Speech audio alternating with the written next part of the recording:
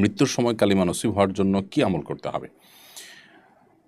একজন ইমানদারের সবচেয়ে বড় চাওয়া, সবচেয়ে বড় পাওয়ার বিষয় হলো যে তার জীবন যখন তিনি অবসান হবে তখন তার ঈমান সাথে থাকবে, ঈমান সাথে নিয়ে তিনি যেতে পারবেন।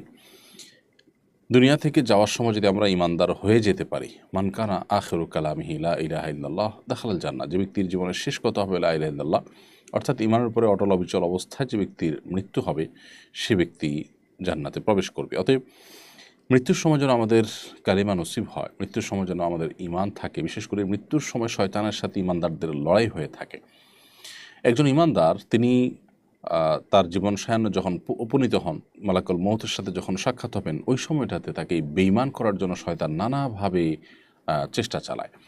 শয়তানের সেই চেষ্টায় অনেকে পরাস্ত হন, আবার অনেকে ঈমানের উপরে অটল থাকেন। এজন্য মৃত্যুর আগ মুহূর্ত পর্যন্ত একেবারে পুরো জীবনেই ঈমানের চর্চা করার পাশাপাশি মৃত্যুর মুহূর্তেও যেন ঈমানের উপর আমরা অটল থাকি, তার জন্য আমাদের বিশেষ যত্নশীল হওয়া প্রয়োজন। সেজন্য ভাই নূর মোহাম্মদ, আপনার প্রশ্নটি খুবই গুরুত্বপূর্ণ।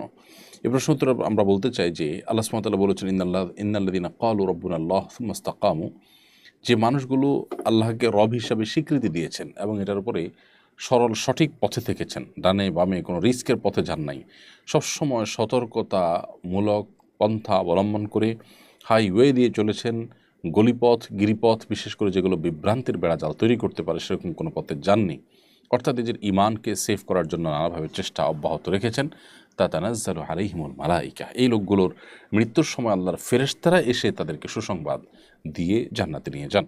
তো এই আয়াত থেকে বোঝা গেল যে আল্লাহকে রব হিসাবে স্বীকৃতি দেওয়ার পর এটার উপর অটল অবিচল থাকা, সিরাতে মুস্তাকিমের উপরে থাকা, সরল সঠিক পথে থাকা, কোরআন সুন্নাহর আলোকে চলা এবং বিভ্রান্তি বা সন্দেহের যে বেড়াজাল আছে সেখান থেকে নিজেকে দূরে রাখা, এটি মৃত্যুর সময় ঈমান নসিব হওয়ার অন্যতম একটি আমল।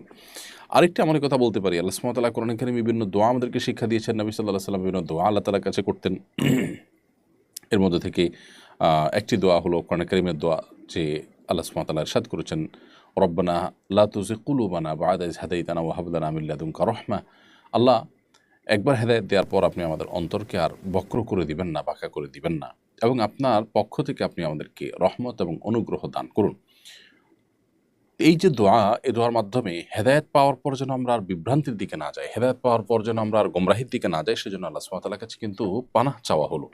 অতএব এই দোয়া আপনি যত বেশি বেশি পড়বেন, আশা করা যায় আল্লাহ রাব্বুল আলামিনের কাছে আপনি ঈমানকে অটল অবিচল রেখে দুনিয়া ত্যাগ করতে পারবেন এবং আল্লাহর সাথে সাক্ষাৎ করতে পারবেন। ঈমান মৃত্যু নসিব হওয়ার জন্য নবী সাল্লাল্লাহু আলাইহি সাল্লামের অনেকগুলো দোয়া রয়েছে এবং অনেকগুলো আমল রয়েছে। কমন যে দোয়াগুলো আছে নবী সাল্লাল্লাহু আলাইহি সাল্লাম প্রতিনিয়ত পড়তেন, সেগুলো আমরা পড়তে পারি।